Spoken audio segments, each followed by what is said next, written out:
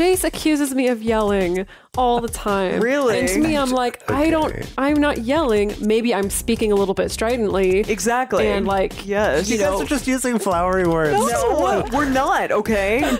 I'm not yelling, I'm being strident. Okay, no, but it's true though. Like, I'm impassioned. If you're happy with the same old ways of dating, if you enjoy sucking at communication, and you have no desire to improve your romantic life, then our podcast might not be for you. but if you want some out-of-the-box ideas to deepen your current relationships, broaden your sexual horizons, develop a better understanding of yourself, or learn more about non-monogamy, Then you've come to the right place. I'm Jase, I'm Emily. and I'm Dedeker. and this is the Multiamory podcast. Songs I know I did,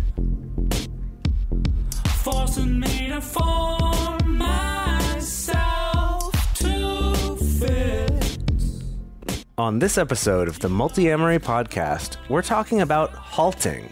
We love to talk about halting on this show, which, for those of you who don't know, means taking a break or a pause in the middle of something heated like a fight or an argument so that you can cool off and come back to the conversation with a level head. It's hard enough to know how to get in the habit of actually doing the halting in the first place, but in this episode we want to talk about once you've stopped, now what? What if you halt and then you still feel pissed off?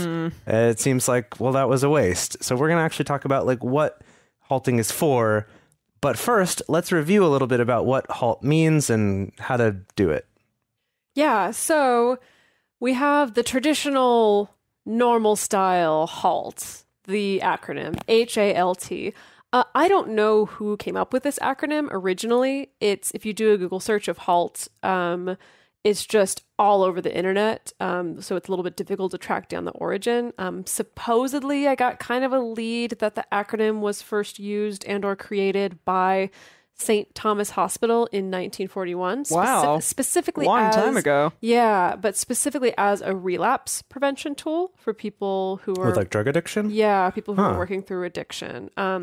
I can't find any sources to necessarily back that up or verify that. But yeah, if you do a search on the internet, you'll find people apply it to parenting. They do apply it to recovering from addiction. They apply it to relationships. They apply it to work situations. Like all across the board, you'll find that people apply HALT as a principle. What does it mean? Well, you got to tell me. Well, okay, the HALT stands for hungry, angry, lonely, or tired. So it's basically kind of a way to check in with yourself and ask, like, am I feeling this way because of any of those things, right? Like, am I experiencing any of these things? And if so, to stop, to halt. It's like a dual purpose. I think that's why it's really caught on so much, because it's both an acronym and also the thing you need to do. I like that. Right? You know? Yeah. So the fundamentals of it is you use it as a check-in tool.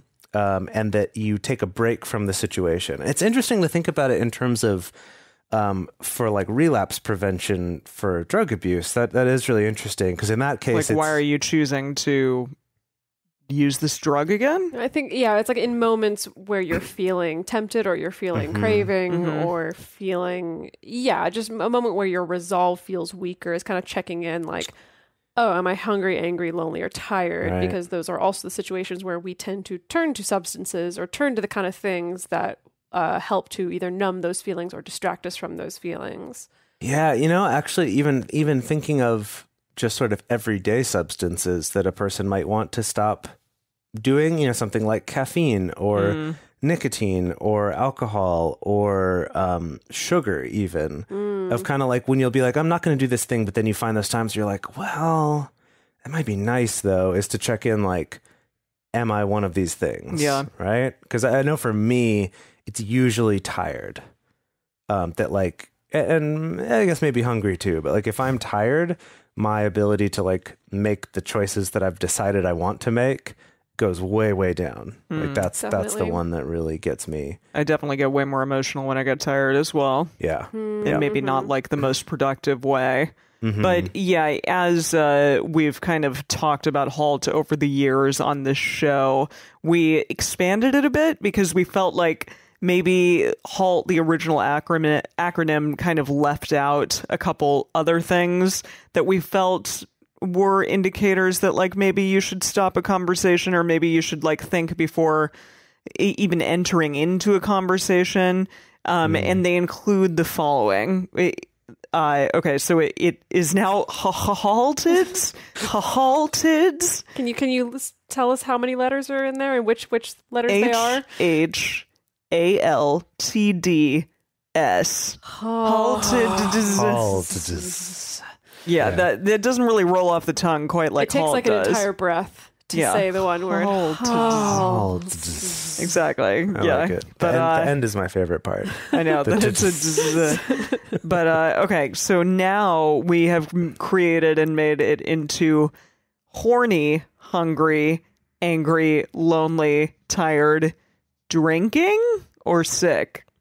Well, I don't know why you said drinking with a question mark. Yeah, why was that? Well, because originally I was going to be like, I thought that it was drunk, Well, but okay. We drinking changed it is at one different. point. Yeah. Yes, I'll just go ahead and jump into that about Alrighty. the drinking rather than the drunk is because I think I realized that you can get into an argument about what counts as drunk or not for certain people. I know for myself, if I've had like a glass of wine or 2 glasses of wine, if someone says to me, you're drunk, and I'm like, I'm not drunk, but I'm definitely being influenced by the alcohol. And I'm definitely in a situation where it probably would not be good for me to enter into a conversation.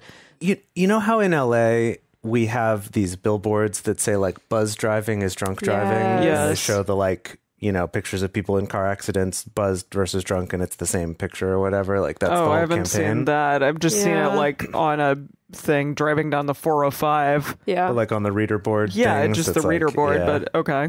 Yeah, so buzz driving is drunk driving. What if we changed this to buzzed and it was halt BS?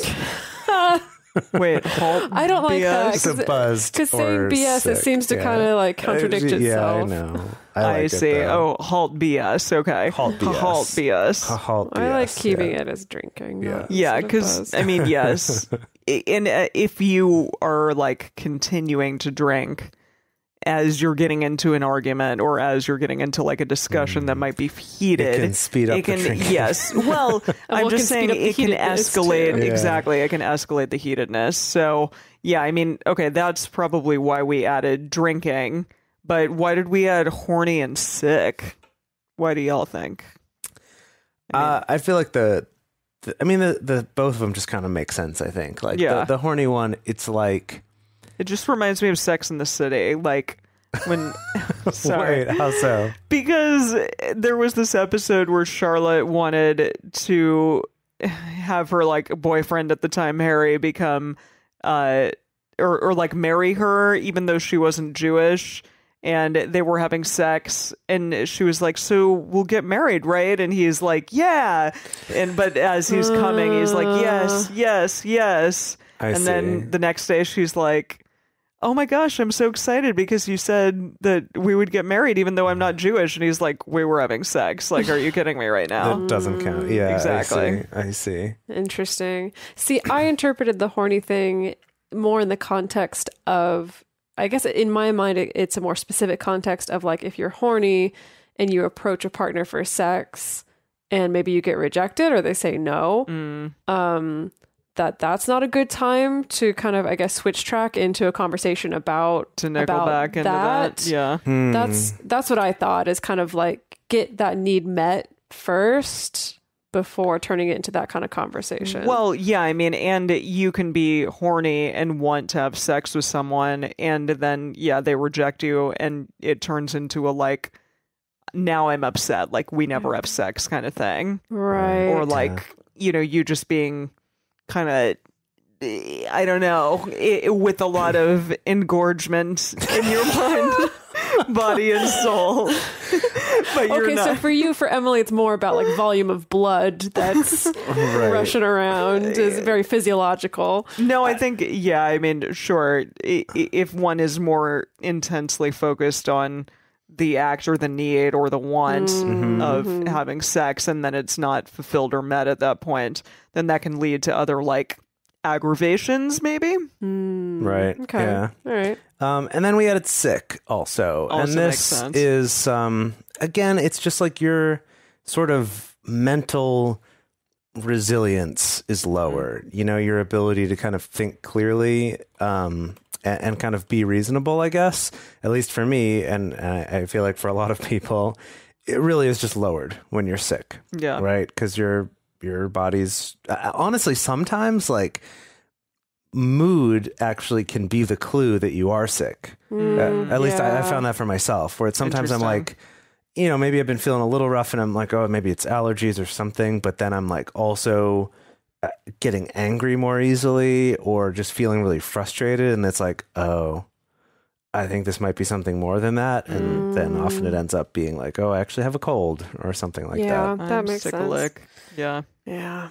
But we usually just call it HALT because that's easier to say and to remember, and just, you know, kind of remember that the H stands for both horny and also hungry, and you know, also the drinking and sick thing. Yeah, but I guess you could addendums. argue that sick is like tired, and Your body is depleted in any way. Yeah. so maybe just halted. So I think the Yeah. drinking is important to add. Okay. Yeah. Or I think we also at one point where like it could also be drugs. Oh, yeah. Oh, so You like know, any like kind of if you're- intoxication. Yeah, just something Yeah. where you're not kind of entirely present. Yeah, that Yeah. makes sense. Yeah. Okay. So it's all well and good to say like, yeah, check in with yourself and see if you need to halt. But it's In easier the said heat of than the done. moment. Yeah, it's easier said than done. So what are some good like indicators, good clues you can look for, good cues to halt? Like if I'm experiencing this or if this is happening, this means I should halt. Yeah. So some of this takes just some curiosity and self-awareness. You know, start to learn what your personal indicators are that tell you that you're entering some kind of fight or flight response during a disagreement with your partner. You know what that is. And if you don't know, start noticing, you know, inviting some curiosity to start noticing that, whether it's pacing or Sweaty palms. Yeah, sweating. Sweaty body parts. In weird parts. Okay. Or I think for me, sometimes it tends to be either being much more intense with my eye contact with my partner or avoiding eye contact completely with my partner. I notice that if I go between, if one of those extremes shows up, I know like, oh, I'm kind of entering this heightened state of arousal and not the fun kind of arousal, the angry kind of arousal. Yeah. Another thing is not exactly a signal for how to halt, but can help you kind of judge when to, if you're starting to feel like maybe we should halt, is to, this kind of takes some calibrating with your partner or whoever it is that you're talking with at the time, but is to kind of look at when do you normally halt and adjust based on that. So for example, this means, say your partner tends to want to halt much sooner than you do, and you're like, no, I want to keep talking about this thing. That's me. Unquestionably. That if you're on the side of the one who's like, no, like, I don't want to halt, I want to keep talking about this, try halting a little bit sooner, because it's not like you're not going to talk about it, right? The whole point of this is that you will come back. You'll still get a chance to talk about it, but just try that, like sneaking it forward a little bit. Or if you're the one on the other side who like always your threshold for halting is so low that you all of a sudden want to do it, and the other person's like, but I feel like I'm trying to talk and you're just using this as a way for me not to be able to talk, to say like, okay, let you know, challenge yourself, I guess, to kind of push it a little bit further and be like, okay, like I'll talk about this a little bit more, but still checking in with yourself. I know for me, I tend to always feel like I should be halting sooner than I do. Mm-hmm. So I'm more on the side of like, I really want to challenge myself to be more okay with halting sooner or to notice these signs sooner. But it's possible that for some other people that could be on the other side. Yeah.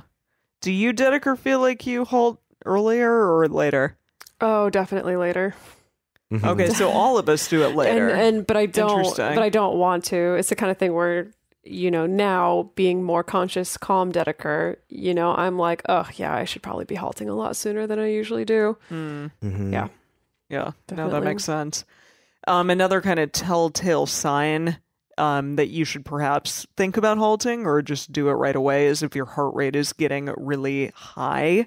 So apparently you can't process social interactions if your beats per minute are above 100, which is really interesting. That's why, like, if you're running and your heart rate gets really high, you can't, like, be, like, engaging in a fully fledged impressive conversation. No impressive conversations. Yeah, no. Like, really, like, one word, spitting it out, like, while you're hacking and gacking type of conversation. Yeah. But kind of the same rings true if you are in a really heated, like, debate with your partner is something that if your heart rate starts to skyrocket, you're probably not going to be able to parse out the conversation in an effective way. And you might even get to the point where you're sort of talking in circles and your thoughts aren't as well formed as they could be, sort of thing. So that's definitely a time in which to halt and to kind of figure out how to lower your beats per minute and just take a step back. Yeah, I mean, also, if you have, you know, like an Apple Watch or a Fitbit or an Android Watch or something, you could even check in and just, like, glance down and be like, oh, time for me to halt. 110. Let's right? stop this. Like, I'm at 84 right now, so if we get too much more excited on this episode, I'm just canceling the whole thing. Wow. And, You're going to stop it, man. Right. Okay. Another big one is raising your voice. Yeah. And I feel like this one is, like, weirdly hard to notice when you're in the moment of it. Well, Like, I also think, like, what is it, raising your voice, or is it just like, because there's a difference between getting a little bit more excited in a conversation and then also, like, yelling or getting really pissed at someone. like, okay, actually, this is a good caveat for kind of this whole episode. Okay. And that's that I feel like everything we're talking about here, because it's about, like, self-introspection, there's going to be ways that people can be like, well, but I'm actually this, like, what about this? Like, well, that doesn't quite count. My BPM is just at 99, so... Right. The point of this is, like, even if you don't want to admit it, like, there's a part of you that knows what we're talking about here. Yeah. So the raising your voice isn't just meaning, like, oh, we got excited about something and we yelled about it. Yay! Well, we better halt. You know, I it's don't like, think Emily was referring to, mean. like, happy excitement. No, I'm not. I mean, there is, because I definitely have had moments, like, with partners where they're like, okay, you're getting so upset right now. And I'm like, I don't feel upset. I just feel like I'm, you know, not excited about, but sort of jazzed or heated in a way. And it's like, where is that fine line? I mean, I can start a fight right now if you want. Yeah, by fight. just, sure you fight, do. Fight, by just saying fight, that and this then I'll comes halt up. ya. This comes up with me and Jase. Jase uses the word. Jase accuses me of yelling all the time. Really? And to me, I'm like, I'm not yelling. Maybe I'm speaking a little bit stridently. Exactly. And, like, yes. You guys are just using flowery words. No, we're not, okay? I'm not yelling, I'm being strident. Okay, no, but it's true though. Like, I'm impassioned, it can okay? be How about passion. that? I think I can have anger. I can feel anger. I can feel frustrated and speak from that, and it doesn't count as yelling. And honestly, I always Maybe, yes. No, sorry. When you're done, I will intensely come in. I just get upset, Jase, when you accuse me of yelling at you because I'm like, I've had people actually, like, really yell at me real bad. Yes. And I don't want, like, I get upset because I'm like, well, I don't want you to feel that way, but I don't think that I'm doing that. You're and not. so it brings, well, thank you, Emily, for Jeez. having You me around weren't all the there. time. Okay. No, I'm just saying, like, there are moments where I've, like, been in relationships and, you know, I say, like, one thing and the other person is like, oh my God, you know, and maybe we can speak about this in the bonus episode, but Oh, you know, we can talk for hours about the gender dynamics of what happens when a woman gets angry in a relationship. That's Good what I'm alluding Lord, to. stop the presses. That's what I'm alluding Sorry, to. none of that sarcasm is directed at you, Jase. It's all directed at Just past assholes. In general. But yeah, that's what I'm Past saying. assholes, not this current one. No, Correct. oh no. Oh, it's no. fine. No. I'm just kidding. Oh, you For guys, those of you who can't hear it, I'm holding Jase's hand and squeezing it. I can hear it just Can fine. you hear it? I can see it out of the corner of my eye too. Right. No, but yes, I mean, that's sometimes what I'm saying is that, like,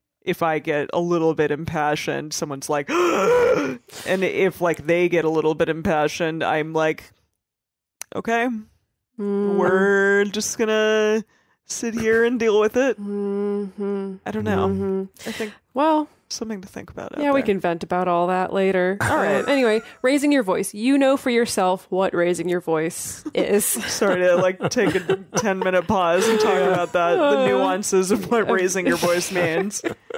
Another good cue is anytime the 4 horsemen of the apocalypse pop into your conversation. And I don't mean like war, In drunk Bible pestilence, disease, those kind of things. Wait, I mean, is that what they are? Well, in the Bible, that's what they are. Yeah. Spoiler alert. Yeah. Don't worry, we won't get there for like 7 years. What I'm referring I'll forget to about it. is what the Gottman Institute have named the 4 horsemen of the apocalypse. Basically, Conquest, war, famine, and death, for those of you who are wondering. right. But not those. Don't pay attention to that. Okay. We're talking about the 4 horsemen that the Gottman Institute have.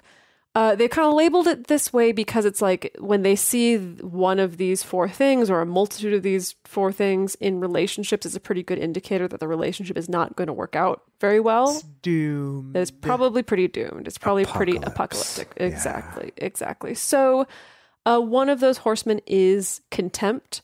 So things like rolling your eyes at what your partner said, That's what I was or doing. being sarcastic, or being passive aggressive. If you notice yourself doing that, that's a really good cue to be like, time to halt before this horse gets too excited. Too Apocalyptic? Yes. comfortable in this Too comfortable. stable. Yes, exactly. Okay. Yeah. Okay, the next one is going to be criticism. So that can include like personal attacks on the other person's character or on their personality. Also things like name calling. Oof. Yeah. Yeah, this is a rough one. Definitely steer clear of that. And if you all of a sudden are like, bitch, or something in the middle of it, then yeah, Yikes. definitely halt, because that's awful. Right. Next one is defensiveness or blaming. So this is like blaming your partner or external factors in a way that's like making you not take responsibility for any part of the conflict, right?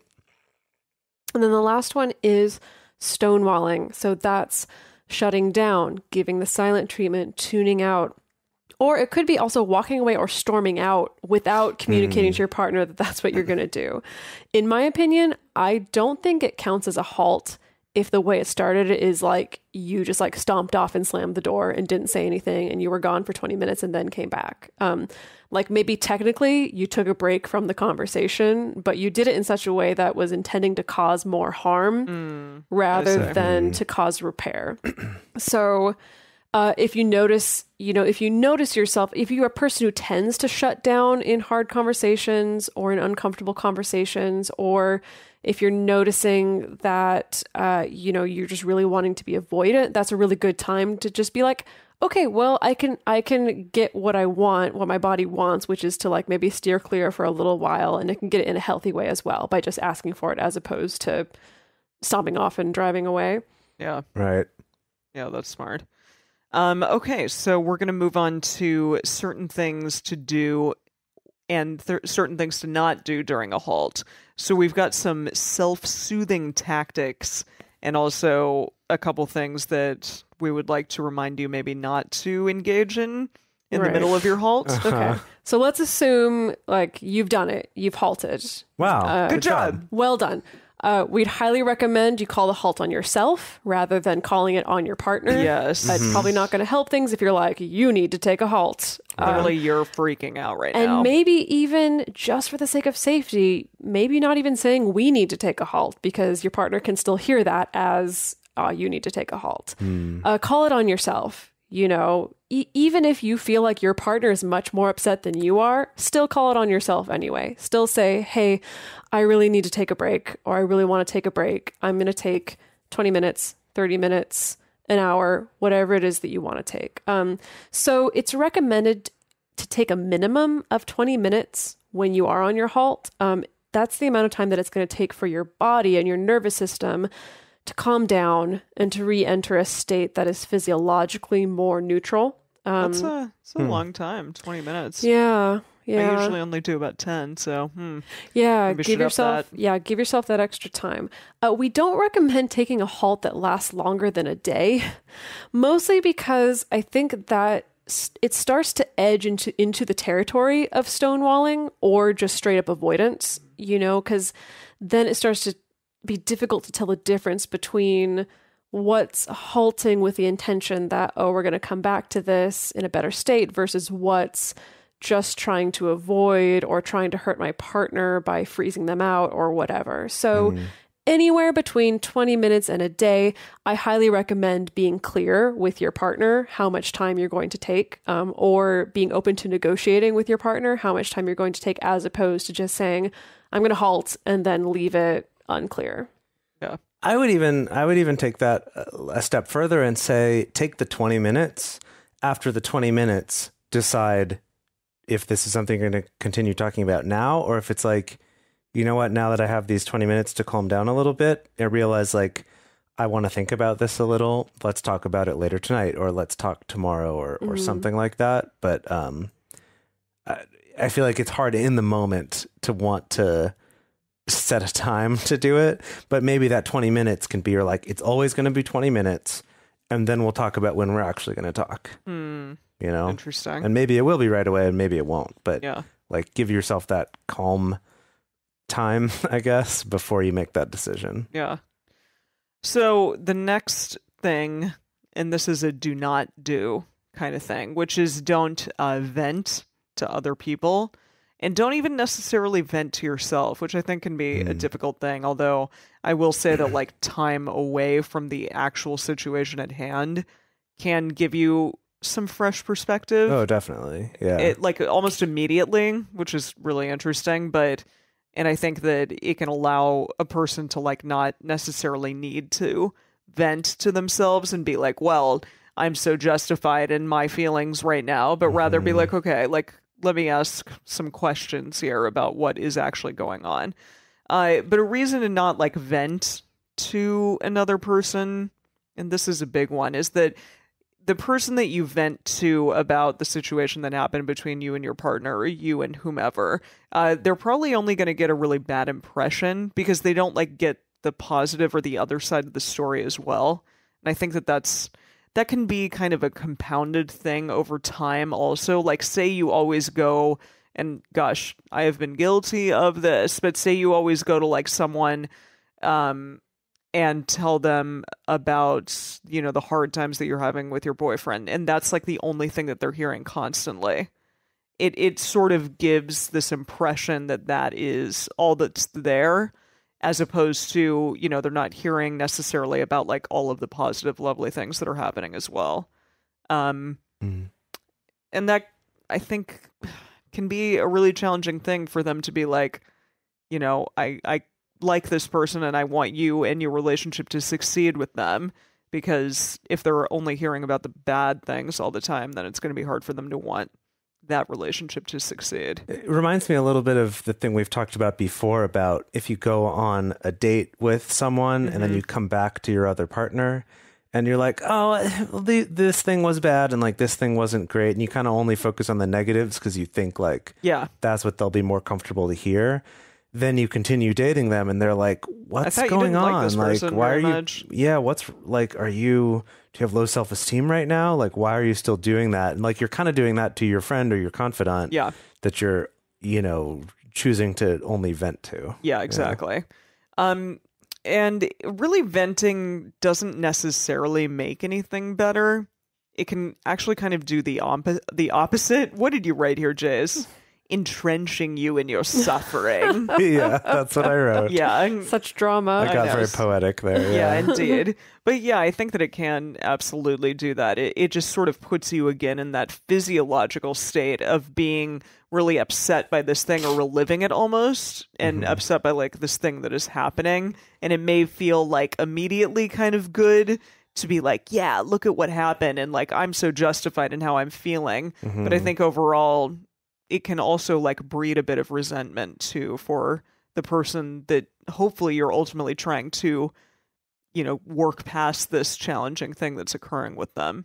And also just think about being on the receiving end of it. If you're in the middle of a fight and your partner left to like go complain about you to their best friend or their other partner or their mom or whoever, it's like, think about how shitty that would feel. Yeah. And yeah, just kind of bear that in mind, that it's like in the heat of a fight, taking a break to then bring someone else into it generally is not going to help things. Yeah. Mm-hmm. Yeah, and there is something that we wanted to add, just that obviously like this venting stuff is a little bit different than really going out and seeking advice or seeking support or therapy.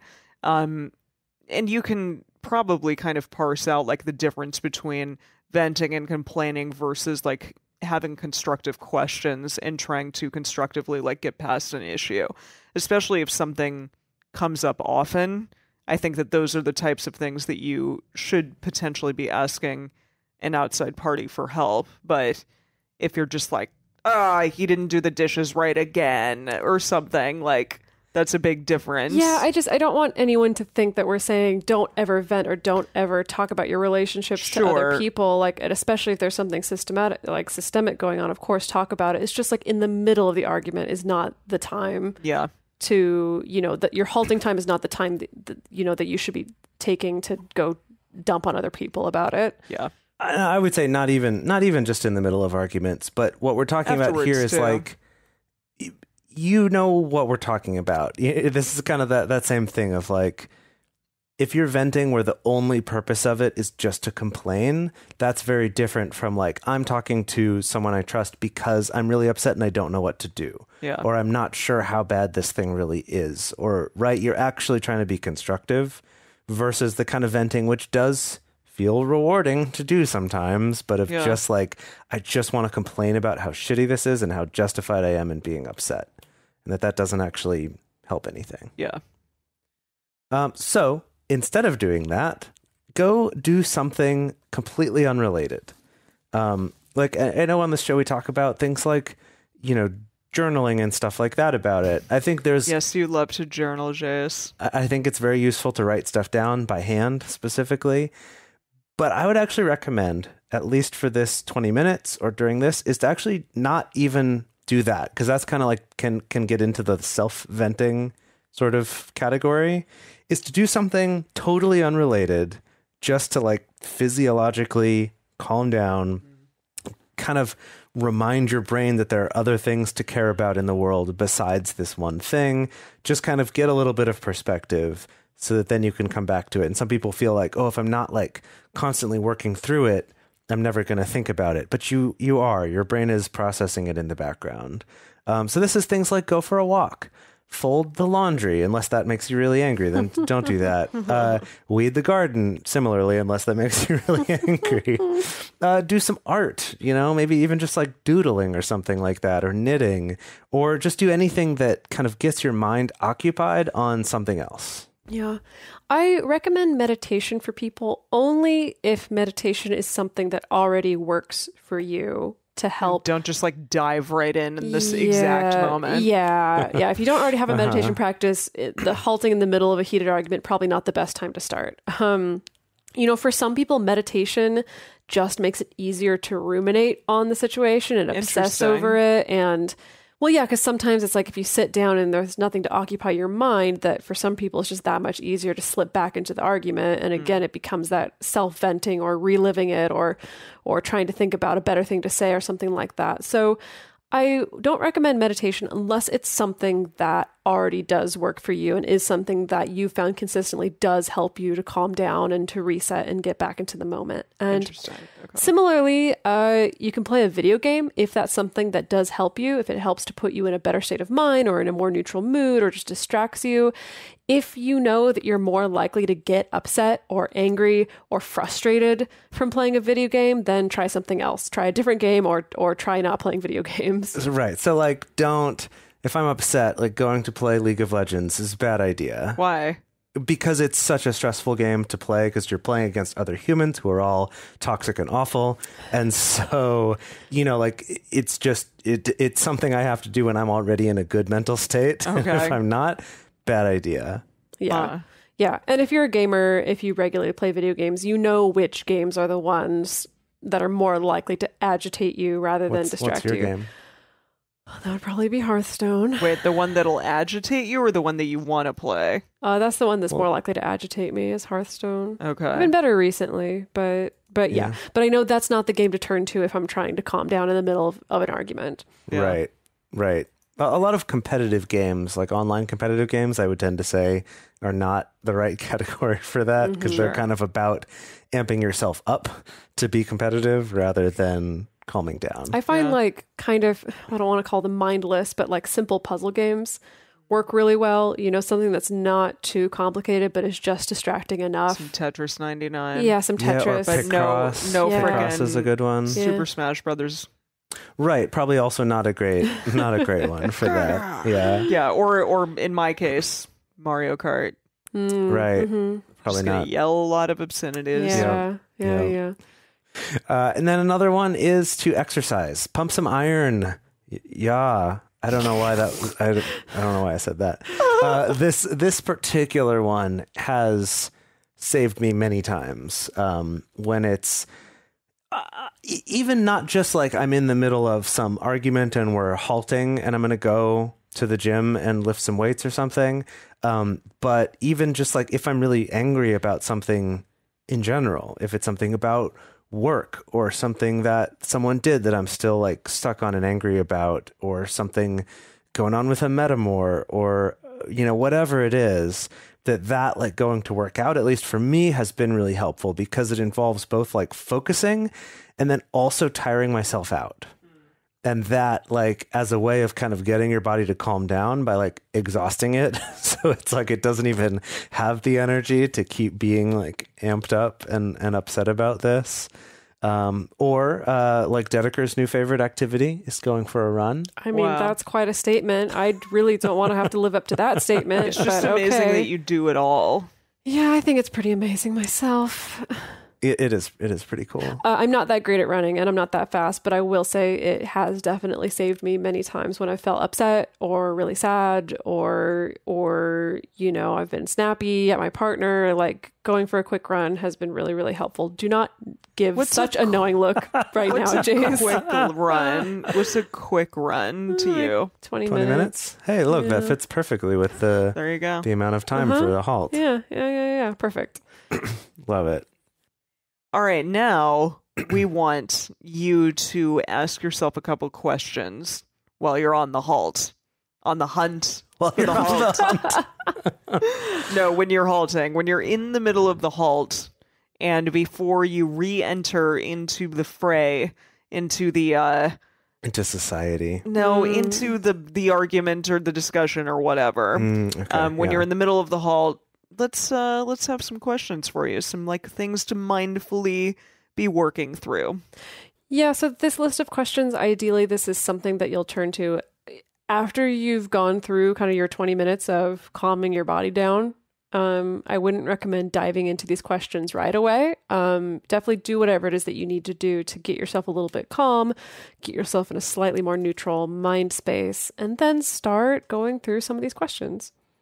Yeah, so there's 3 major categories for these questions, and we'll kind of go through each one and kind of talk about like what all is included in that. So the first one here, kind of the overall topic is, what is hidden from me right now? And that sounds so mysterious. Esoteric, Yeah, but basically what this means is things like, what else might my partner or the person I'm talking to have going on that I don't know about that might be affecting how they're reacting right now? Or maybe you do know about it and you've conveniently forgotten in this present moment. That's a great point. Yeah, exactly. But I think this one, it's, you know, science studies have shown us over and over again that we don't know what's going on in other people's minds. Yeah. And that even when we think we do, we actually don't. So just, I think even just the understanding that there's stuff going on for them in their mind and their experience right now that I'm not aware of, and I can't be aware of unless they tell it to me. And maybe right now is not the time when they're going to do that. I don't know. But I think even just that mental exercise of saying like, what might be going on, right? Like what might be going on for them that could be affecting this, right? Whether it's some other kind of stress or that they've had similar frustrating discussions with someone else recently, and that could be contributing to it. Like, what would be some other examples? Like they just got home from work and they're super tired, Yeah. you know? Or they Yeah. have like a work stress that's been going on for a while that isn't resolved. Mm-hmm. Perhaps there's some like insecurity in general that they've been wrestling with in their life. Or That this is bringing up, or that's coming up for them while you're talking about this. or a family member is ill. Right. Yeah. All sorts of things. Friend. Yeah.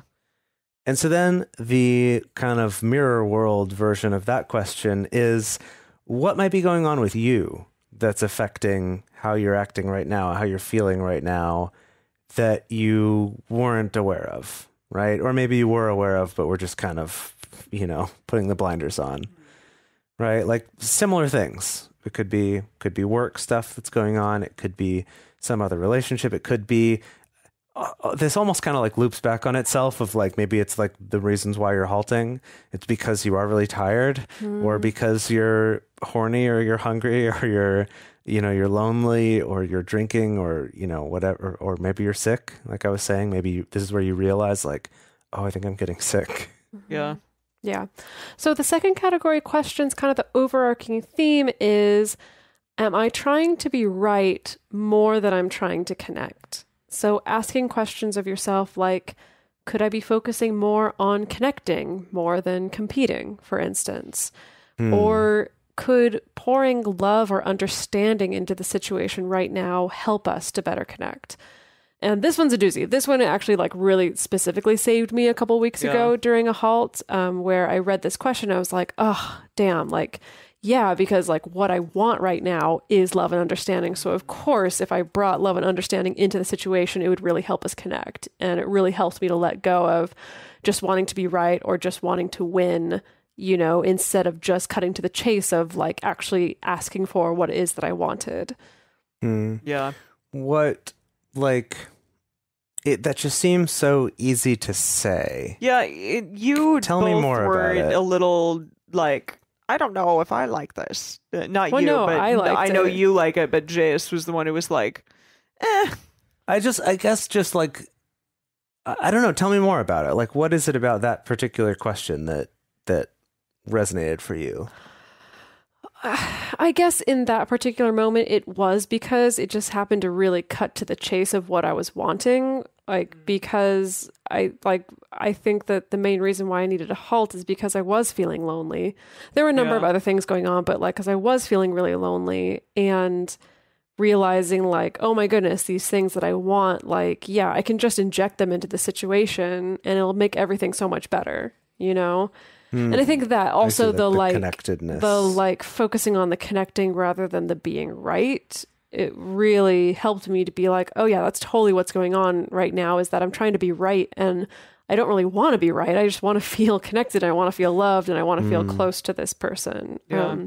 So maybe it was just because the situation happened to line up. Maybe in other situations that question wouldn't resonate as much, which is why we've given you a ton to try.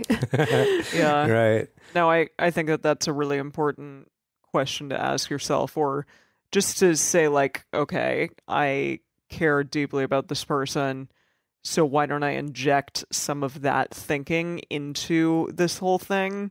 Because obviously, like, we're not seeing eye to eye on something, or maybe I'm not getting what I want. Most likely they're also not getting what they want, so why don't I be compassionate rather than upset, or rather than, like you said, trying to win this argument or whatever, because that's not, I don't think it's as helpful as being kind and good to your partner in that moment. Yeah, I mean, gosh.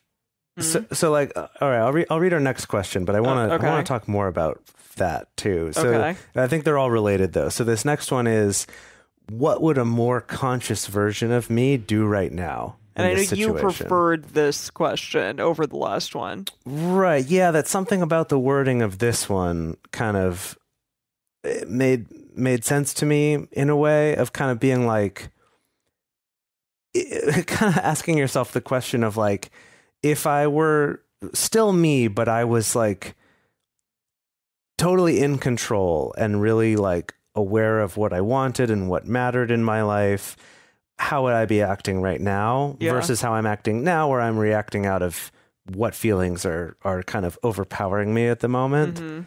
But it makes me think about the question that you were asking, Emily, too, of that, like, I guess kind of like, what do I really want here? And I guess it kind of got to what Dedeker was saying, too, about that question for her being like, realizing, oh, well, what I really want is connection and love. And what I'm doing isn't getting me that. It's almost kind of doing the opposite. Do you know what I mean? Like it's that sort of a thing. And I feel like asking yourself the question of like, what do I actually really want here is super helpful. Yeah. Because it's so easy to get caught up in just wanting to be right or wanting to win. And I feel like oftentimes like the outcome of winning isn't actually what you want. Mm-hmm. Do you know what I mean? Like if you really think about it, if you're like, okay, like, winning means them feeling shitty, me being right. Oftentimes them knowing that they're wrong. Them knowing they're wrong. And oftentimes you being right means like, oh, well, I'm right about the fact that they're inconsiderate or about the fact that they're selfish or about the fact that they don't really love me. That's what being right is a lot of the time in these sorts of heated discussions. And like, if you really think about it, that's not the outcome you actually want, right? I don't actually want to be right about this, but we're so conditioned to fight for it and so conditioned to like view it in this very narrow, like what matters is winning right now, rather than getting what I actually want in the bigger picture. Well, the phrasing of this particular question about what would a more conscious version of me do right now, it reminds me of actually a kind of visualization meditation exercise that I've used in the past. I don't think I've used it on a HALT, but I could possibly try it. And it's basically the idea that you envision yourself sitting at home or like sitting in a place where you feel safe, and you hear a knock on the door and you open the door and it's someone, and it can be whoever you like, but generally someone that you admire or that you respect or that you feel is someone who has a lot of wisdom. So it could be anyone. It could be like your grandma. It could be the Dalai Lama. It could be Neil deGrasse Tyson, like whoever it is that feels like safe and smart and wise to you. You invite them in and you visualize telling them about your problem, and then essentially kind of intuiting what would that person say to me. Interesting. And let me tell you, like, I've just learned to stop inviting the Dalai Lama in if I want to be right in the situation. That's funny. If I'm really attached to like still being angry, still being right, like I kind of hold off on inviting the Dalai Lama over to my house. But he's a real buzzkill when you want to be angry. He's a real buzzkill because like when I'm envisioning the Dalai Lama talking me through my problems, it's pretty quickly cuts through the bullshit, if you know what I mean. Anyway, that's what it reminds me of, and maybe that's something that might be more effective for some people as well, of kind of like envisioning someone else who's more loving and wise stepping into the situation and guiding you through it. That's cool. Yeah. And speaking of love, I think the next question is quite important, because you might want to ask yourself, what do I love about this person? Just as a reminder in the moment when things are difficult and heated, to be like, hey, like, I'm in a relationship. I'm choosing every day to be in a relationship with this person, like we talked about on the last episode. And why am I doing that? What do I care? You know, how do I care about this person? What do I care about this person? Like, what is so amazing about them? And just to remind yourself of that in the moments that things get tough, I think can be really beneficial. Yeah, definitely. So the next category of questions, essentially what you're asking yourself is there anything that I am projecting onto this situation? So for instance, you can ask yourself, am I triggered right now? And it doesn't matter, like, you know, what your trauma is, whether, you know, like trauma falls on a spectrum and it affects everyone differently. And so it really doesn't matter what it is, but just asking yourself, like, was there something in this conversation that triggered me in some way? Or asking yourself, are my feelings actually related to my partner, or are they related to some experience in my own past? Like, did my partner use a phrase or a word that reminded me of something in the past? Am I feeling the way that I felt in a past time that I felt judged, or that I felt abandoned, or that I felt lost, or things like that? So you can definitely kind of dive into wondering what parts of the past are showing up in this conversation, and is that what's creating all the heightened intensity and emotions right now? Yeah. Anyway, these are just a few questions of many that you could ask yourselves. But generally, I find that asking these kind of questions are specifically really good for reentry. You know, kind of like after you've calmed down and your heart rate's down and you're feeling a little bit more chill, but then asking some of these questions before heading back into the conversation can really help to get some perspective, get yourself outside of your head, and get you more into a mindset that perhaps is more receptive toward building a bridge with your partner rather than maintaining a more offensive defensive stance with your partner. Yeah. So we have a couple takeaways from this episode. The first one, which we didn't really talk about, but this is something to consider doing when you're not like in a moment of halting, is to have a conversation with your partner about like what that halt is going to look like, that inevitable potential halt. Just be like, okay, like, you know, this might be something that happens. This is what this means. Let's talk about how we both might go about doing this, how early or late we feel in a conversation that we might employ this, and maybe do it in a time like a really like safe space, like a radar. You might want to talk about said halt because, again, just like having as much information and as much communication as you possibly can about what you might do in these situations will ultimately, hopefully, get you in a good understanding, in a good place. Yeah, it's almost kind of like give both of yourselves the opportunity to kind of opt in. Yeah. As in like, hey, let's activate the halt power. And so that we know that that's an option that we can have in the future. Eventually. Yeah. Cool. As opposed to like springing that in the middle of a moment and then it's like, what is this? What are you doing? Yeah. Why are we stopping? Right. Yeah. I have to say, it totally saved my ass to actually have these questions saved on my phone to consult with when I was feeling heated or when I was in the middle of the halt. So that definitely check out the transcript for this episode to be able to get these questions, or you can listen to this episode, have it saved on your phone. You know, sometimes I've done things like that too, and that can help. And hopefully we could have these like in the show notes or something too. That would be cool. That'd be nice. So I'll make a note of that for you. So check our website and look for the page for this episode, which is episode 217, like actually, copy them down, put them into a note somewhere, have them handy for when you need them. Yeah, because you don't want to go searching for them in the moment. No, have them in advance. Like wait, yeah, wait. Exactly. Yeah. And then also, we just wanted to say that if this episode felt important for you, like that this was something you really needed, we would also recommend checking out episode 210, which is taking the fight out of your fights, which is kind of about like what it means to fight fair and fight dirty, and kind of what are better ways to have those discussions. And then also episode 186 on reconnecting, which is kind of for that time afterward. It's like, how do we reconnect with each other after things have gotten intense or after things have been hard? Yeah.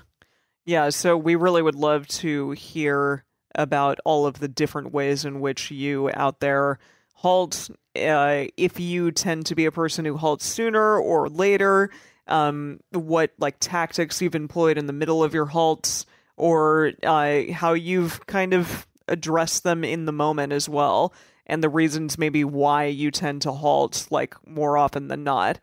We would love to hear about all of those things. So the best place to share your thoughts with other listeners is on this episode's discussion thread in our private Facebook group or Discord chat. You can get access to these groups and join our exclusive community by going to patreon.com/multiamory. In addition, you can share with us publicly on Twitter, Facebook, or Instagram. You can email us at info@multiamory.com, leave us a voicemail at 678 MULTI05. You got to commit to that, Jase. Jeez. I was trying to go real low. I see, okay. 05. Or you can leave us a voice message on Facebook. Multiamory is created and produced by Dedeker Winston, Jase Lindgren, and me, Emily Matlack. Our episodes are edited by Mauricio Balvanera. Our social media wizard is Will McMillan. Our production assistant is Nicole Samara. Our theme song is Forms I Know I Did by Josh and Anand from the Fractal Cave EP. The full transcript is available on this episode's page on multiamory.com.